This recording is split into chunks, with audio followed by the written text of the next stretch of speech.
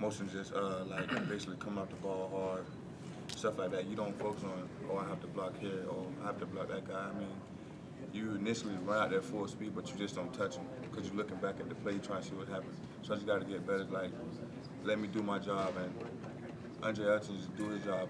Just keep blocking. If you were to be, if you were to think of the best game you ever played, does one jump out when I say that? My regional finals game. Tell me about that. That was a great game, you know, coming down to like, probably I'd say 3 minutes left of the game. We was losing like... This is last year? Yeah. We was losing 21-14, fourth quarter. We did a fake punt. We did a fake punt, which they knew we was going to do it. So I was like, oh man, coach, we're not going to do it. We're not going to get it. But then we still tried it and I got it. I actually scored then. It was 21-21. It was like a minute 14 left. They punted the ball twice to me. And one ball was the first play, when they punted, it was a flag. And I got tackled. But it was, they called offsides on the punt team. And then they had to back them up, and then they punted again. The second time I took it for a touchdown. We won 28-21 in the fourth quarter. Last minute? Yeah. How far was that? So it was around like 65 yards. You know how many passes you caught? Oh, that game, they planned, their game plan on me, so I ain't had them in the catch. They had like 2 catches, like 30, 40 yards. Still won the game? Yeah. What's the most passes you ever caught in a game, you know? Say it again? The most passes you caught in a game? In high school, I didn't catch that many passes. I only caught like probably 4 or 5 balls. Okay.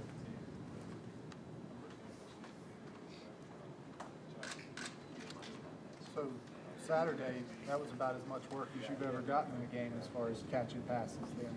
Yeah, as far as in the game, I would say that's the most passes I ever caught like in my career, one game. You got to enjoy that, knowing the ball's going to come your way, right? Oh yeah, you just looking at the ceiling like, oh yeah, I'm getting the ball, I'm getting the ball. That's all you think about, I'm getting the ball. I got to make a play.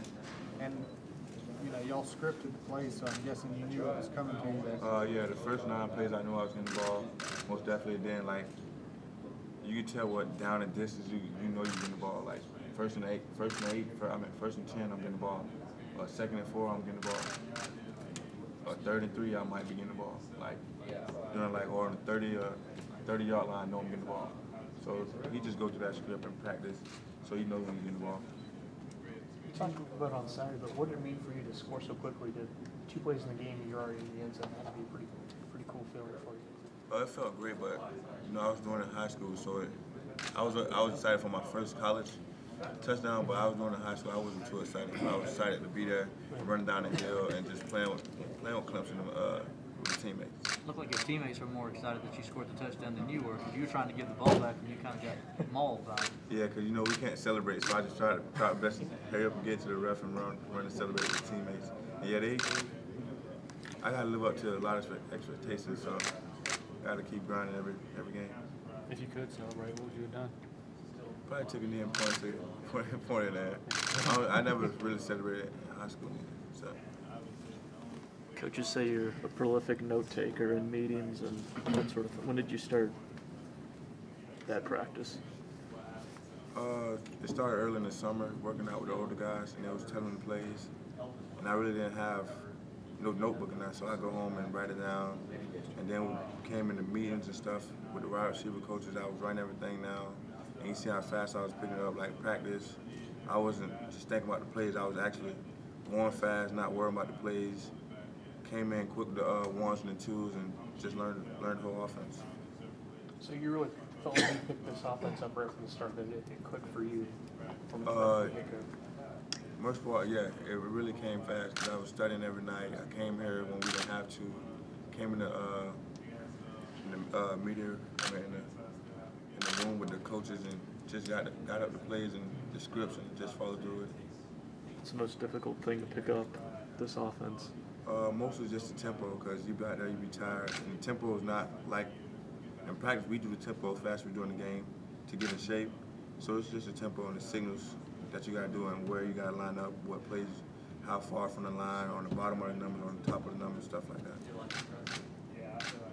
It seemed like most of your catches touches were, short passes and screens and that sort of thing. Did you think you're going to be more involved vertically down the field and some intermediate routes? Or? No, not at all, because the DB was guarding us like 20 yards back.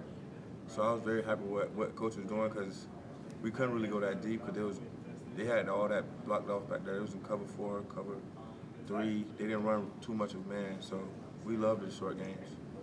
Were y'all expecting them to throw this kind of coverages at you guys, or did you have any? Oh yeah, we went over there. We went over there in practice, but we didn't expect them to blitz that much. We didn't know they was gonna come at us like that, and we didn't know. We noticed on film that they was guarding us back deep, but coach he knew what to say. He was gonna take 3-4 deep balls a game, and that's what he did. Still working on your blocking. I mean, we talked to Coach Morris. You mentioned that's the one thing he wants you to work on, more physicality. Yes, sir. I'm very physical, but I got there, I forgot about little details and things like that out there running around, so that's what I got to work on. Just main thing, going off the ball, blocking, running downfield, making plays. How much did the coaches talk to you, during this fall camp about where you were on the depth chart? And, when did they let you know certain things about, where you had moved up to the number one spot? It was third day of practice, I was out there working hard during the whole camp, during all season, just working hard, getting big, learning the plays. And coach like, man, you might have a starting position. I was like, yes, sir. I'm gonna keep working. I text him, I'm never gonna stop working. I'm keep working. If I do get first, I'm still working. So that's basically what it was. You say you texted him, or? Nah, Coach Scott. Okay, Scott. Yeah. What does that mean for you to start the opener? I think it's been 40 years since freshmen have been allowed to play in college football, and 14 have started at Clemson. Seems like it'd be a pretty big honor for you. It was a great feeling, and I didn't feel bad about it, because I came here ready, prepared, studied plays, worked hard in practice. Just did everything Coach said. Did you expect to be that involved in the offense on the game plan, I guess, on Saturday? Pretty much, yes, because we went it's been 2 weeks, and we went over the 9 plays for 2 weeks in a row. So I knew I was getting the ball and going to be involved. And then we came in second half, we did a lot of game planning, a lot of plays. And Coach told me we were going to run a lot of screens and hitches there, here and there. I was going to touch the ball a lot, so yeah. Who was the first? Brad was recruiting you pretty heavily. Was he the first one, or where did he come in line with the others that were, really seriously recruiting? Coach Brad was the first one. Clemson He was the first? one. Yeah. Did you like him right away, or tell me a little bit about how it went? I liked him right away. He always kept it real, and he was just one of the coaches that was on my grades and came down probably every 2 weeks and came to watch my games, and he just constantly just stayed on my grades and not just talking about football. He actually came to my house a couple of times. We went out to eat. Mm-hmm. We just did a lot of stuff outside of football. What did your parents think of him? My parents love him. Love him to death. I mean, he probably talked to him probably once a week. What do they do? Your parents? Say it again? Your parents, what do they do? They want to eat a couple times, when I've been No, what in do school. they work, or Yeah, they work. Yeah. what's your dad do? He drives trucks. Mom? She worked with a news press company. With the... News press. Oh, okay. She do accounting. Okay.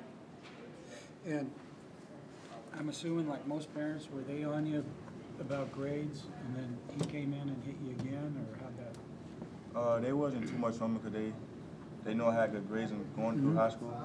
So this is always just told me to stay humble and just keep doing what you've been doing. Do never get beside yourself. But they never really worry about my grades, because I always attended school and went to school every day, worked hard. Didn't have too many C's. I always kept A's and B's. I might slip and get a C, and they might say something, or slip down to a D, and they might get on me a couple times. But other than that, they didn't really say nothing to me. But he stressed it, apparently. Oh yeah, Coach Bash, he stressed it every day. He stayed on me, even when it was certain grades that I didn't need to get to Clemson. He still wanted me to get them, so I still had to get them, just for my goals. He set goals for me, and I set goals for myself. Was there a close second at the end, or was? Oh no, not at all. It was clean. No, as far as your decision to come here. I already knew I was coming here since my sophomore year. I just never let it out. I just knew right from the get-go. Nobody else? I was coming here, Clemson, where I'm coming, and that was it. Would you tell other schools that? Not at all. I was just taking business, just seeing if anything would change. I didn't just want to choose Clemson right away if I had to change. So I just wrote it out, and then when I wanted to make my decision, I made it. How come? Just to have fun with it. Just don't stress. Don't stress about the situation. And then when I did commit, I didn't talk to no other schools or want to be involved with no other schools. What was it about Clemson? Just So the atmosphere. early. I would say the atmosphere, the family, the teammates, the coaches, and not only that, the academics. Like I work hard every day in Victory, 2 or 3 hours a day, and they stay on like my class and stuff like that, and they really care about you. Okay. And you can't really get in too much trouble down here. It's like everybody's family. Well, you could get in trouble. I mean, you got to look real hard for trouble. You celebrate in the end zone, you get in trouble. Well, coaches scratch that a lot. I mean, I don't know how serious it is, but I just want to. I mean, Mike still celebrate a little bit. But. What did your parents like about Clemson? Oh, they came up and they was just always talking about the view and the green grass, but one thing they hated was the humidity. At least we get a little wind in Florida. Because when you say you can't, it's hard to find trouble here. Is that sounds like something Down your there, mom would like? Yeah, it's a bunch of trouble down there. Just where I live at, in my neighborhood and stuff, it's a bunch of trouble. Did your parents want you to go to school out of state or just? Not really. I just wanted to get away. It was my decision, and it was all on me. They want me to make a grown man decision, so I just chose to come in. When you say trouble, what kind of trouble in your neighborhood? A lot of violence, shooting, killings, murder, drugs, everything. Anybody you know ever get shot yet? Or shot? Not really. I basically just stayed. I lived at school. I stayed at school most of the time, half of the day. When I come home, eat, take a shower, and just lay down and go to sleep. When you talk about you setting your goals, do you have any goals for this year as far as, I mean, like right now you're on a pace to catch 84 passes. It's been one game, but have you set those kind of goals for yourself? Yeah, I just sat down and the whole team wrote their goals out, and all of us got goals: win the opener, championship, national championship.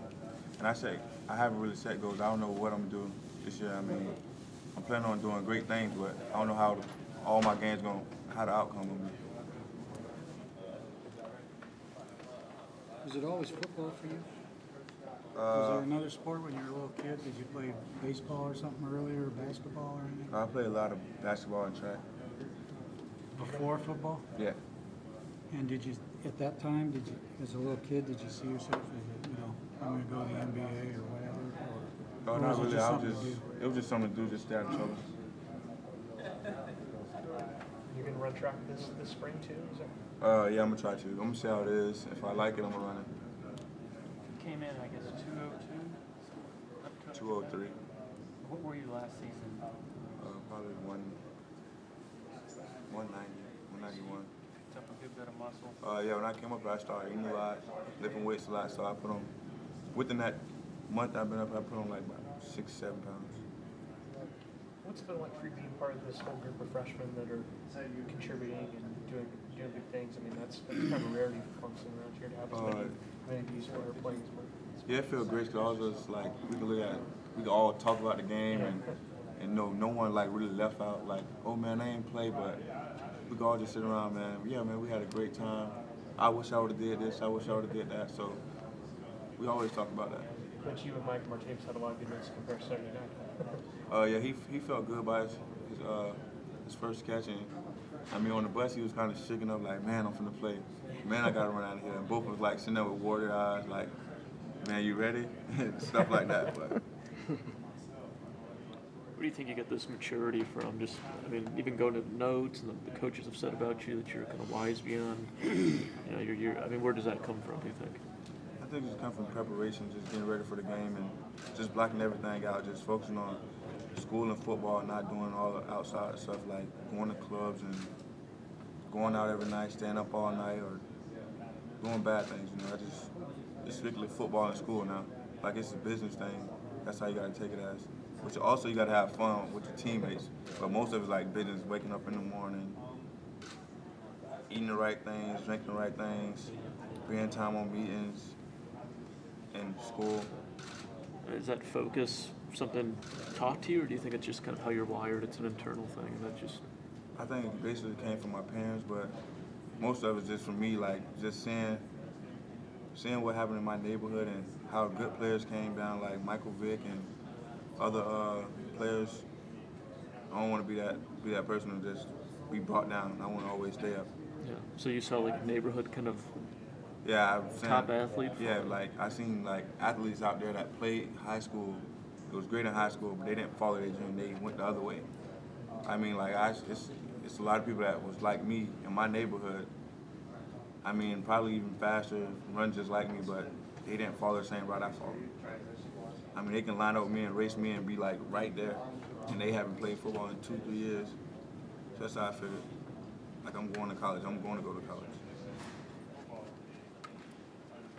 What did you have that allowed you, I guess, in your upbringing, that allowed you to sort of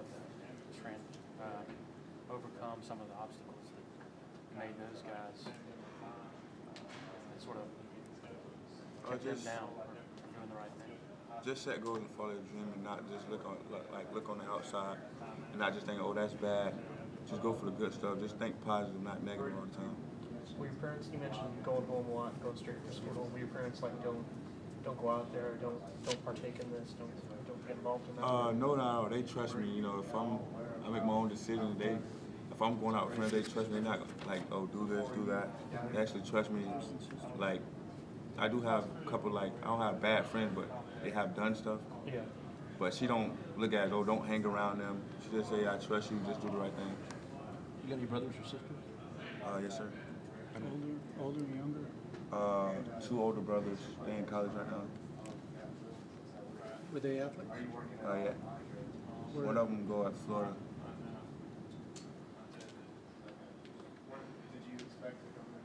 Is he playing? Yeah. Playing football? Yeah. And the other one? He go to Miles University. So you're the baby. Yeah. That means you've With the been boys. You've been pampered. Yeah. Basically, my mama's boy. Yeah.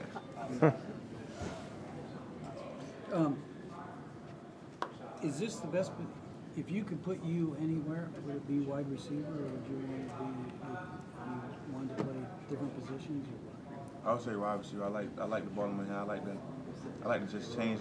Like you can change the game better with wide receiver, quarterback, and running back because you got the balls in your hands. Instead of playing defense, you got to depend on all 11 guys. I mean, offense you got to depend on all 11, but quarterback can take 3 steps and just throw the ball and you can be there. With defense, you got to have the line rushing, linebackers doing their job, the cornerback maybe doing you should their be job. a quarterback, because then you have the ball in your Well, hands. receiver just like a quarterback because you read the defense, you know what coverage they're in, you see what's happening. So it's just like, you know the coverage just like the quarterback know the coverage. Okay. And you know the ball going to be thrown to you if it's in a certain coverage. You didn't have to make really a tough catch the other day, did No, you? not at all. It's pretty good. I mean, everything was right to you. Yeah. Have you had to do that much? Well, in a practice, crowd, that kind of thing? I was saying practice would be kind of tough, like with the balls that we're throwing. I think they put us in like kind of tough situations, see what we're going to do about it. Like if we're going to catch this ball, they throw it to the ground. We know we got to get down there and get it. Or they'll throw it a certain way, like that the defender jumping at it, stuff like that. But in the game, it wasn't really any tough passes. I mean, they was right there, little screen passes. Is there a receiver in the NFL that you think are similar to, that you see and say, I'm that kind of player? Yeah, I love Julio Jones all the way. That's who I admire. That's who I always watch in high school. Watch his highlights on YouTube, so that's who I admire. What do you like about Julio? I can say he's a big guy, and he's not. That don't slow him down at all. He's still running 4.31, 4.34.